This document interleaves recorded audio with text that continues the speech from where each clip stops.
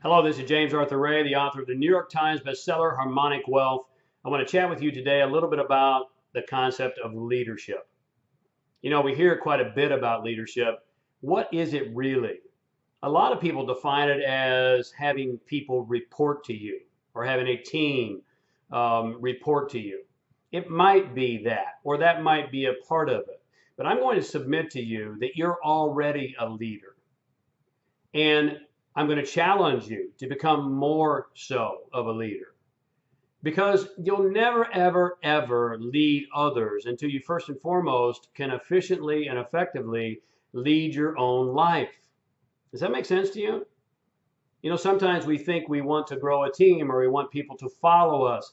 But until we're followable, if there is such a thing, then no one's going to follow. And that being said, let me suggest to you that for every single person who might follow you because you're dynamic and exciting, at least 10, if not 100 more will follow you because you're real. You see, we live in a time where I believe that we've got to become more raw, open, and real. And that means to be more human. I could talk about that all day long. But you see, all of us make mistakes, all of us stumble, and that does not mean we're not leaders. In fact, some of the greatest leaders in history have made the greatest number of mistakes because mistakes are how we learn, aren't they? Check your own life, and I think you'll find that to be true. There are 7 basic human needs that we all have within us, and it's not the time and the place here in this video to talk about the 7 basic human needs. We'll address those either in writing or in other videos. But 2 of them are very fundamental and critical to leadership. One of them is self-reliance.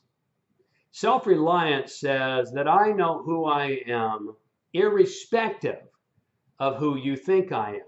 Now, this is not arrogance, far from it. In fact, great leaders, the greatest leaders of all time, if you check, probably had the greatest amount of compassion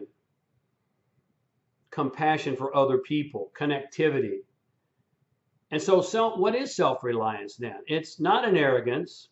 It's a knowing that if I am reliant upon myself, I know who I am, regardless of whether you agree with me, regardless of whether the marketplace appreciates me, regardless of what anyone else thinks of me. I know who I am, and I'm reliant upon that internal locus, as Julian Rotter, the psychologist, called it, that internal locus of control that says, I define my life. I'm reliant upon me. And I know that my greatest security lies not external to me, but my greatest security lies in my power to produce. You with me? I remember when I left AT&T in 1992, I was dating a young lady at the time who worked for Bell South, Southern Bell. And at that time, I had a nice management position. I had a healthy salary. I had a great retirement, all the benefits, all the apparent security. I had a nice home in Atlanta, Georgia, had a nice car.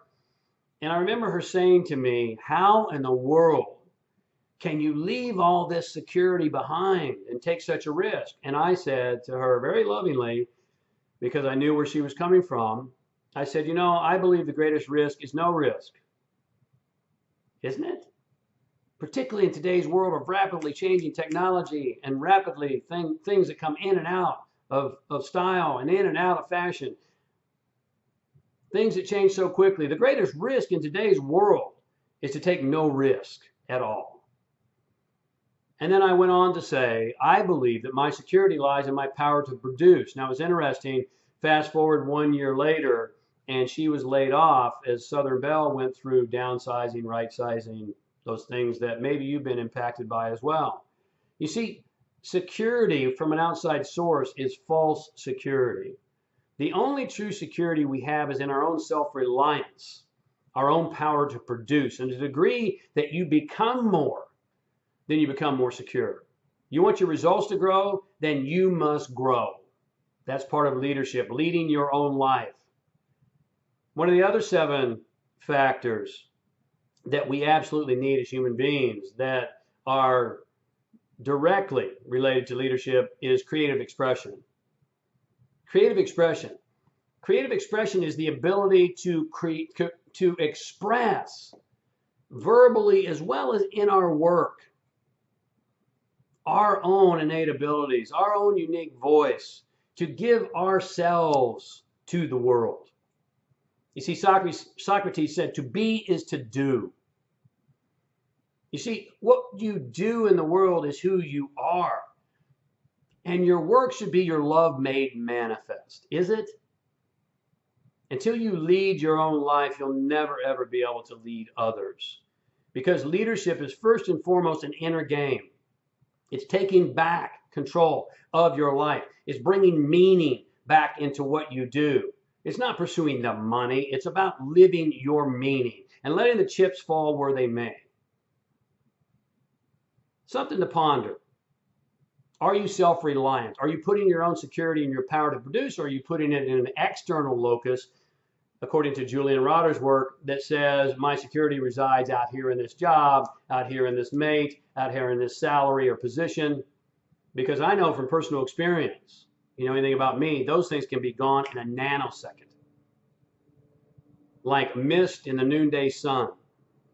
Am I self-reliant? Ask yourself. And there's no value in lying to yourself. Number two, am I creatively expressing? Because that's one of my innate human needs as well, is to bring myself, my unique voice, my opinions, my ideas, to bring my gifts and give them to the world to provide more value in my own unique way. A couple things to ponder. I hope that helps. Until we speak again, stay awake, love life, and be epic.